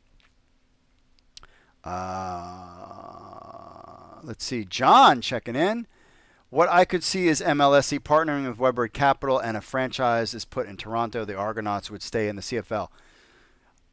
I don't think the XFL wants to, it would be interesting if that was the only one. I mean, I think the if I'm the XFL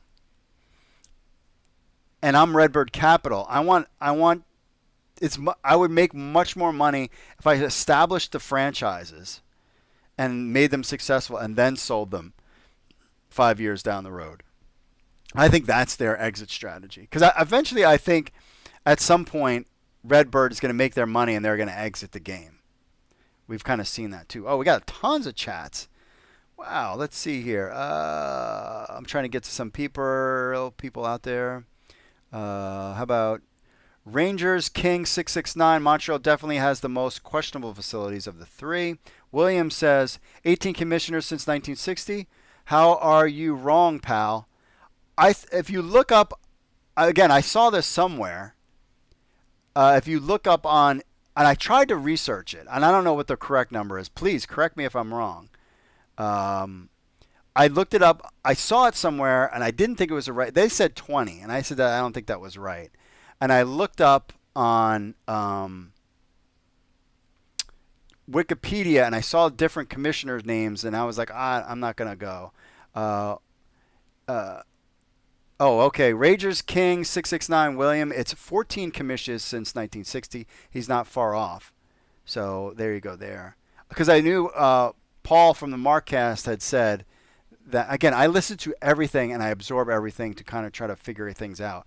But he said something about, every 3 years the CFL has had new commissioners. So I thought that was interesting. Let's see. Rangers Kings. Please read my comment on the CBA markets. Useful info.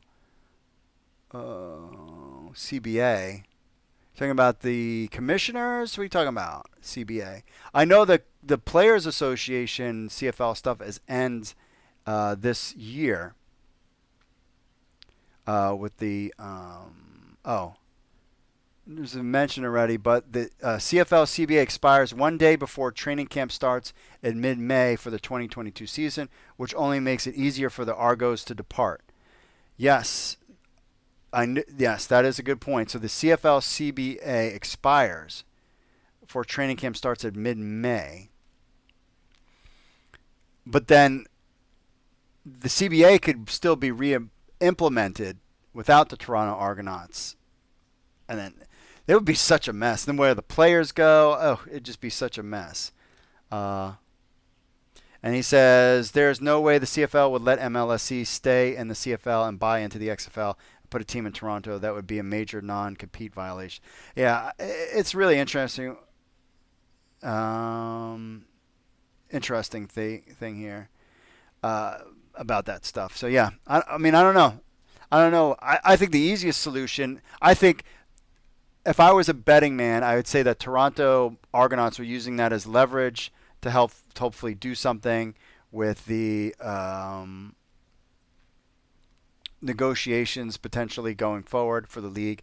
And I think the XFL will just put their own team that doesn't have MLSE tied to it as well. Long show, my friends. How long? Oh, my gosh. This has been 2 hours? For real? Dang. Well, we haven't hung out in a while. This was big news. Glad you're checking in. Thanks for stopping by and hanging out. Remember, email podcast at XFL News Hub with your MP3s or videos, or call 888-430-7692 extension 3. Leave us a review on Apple Podcast. Read that on the show. And thanks for our friends at Manscaped. XFL News Hub at Manscaped. Save yourself 20%. Plus, they give you a bunch of free, cool stuff as well. We'd like to thank AJ Smith joining on the show. We'd like to thank you guys in the chats on both the Facebook and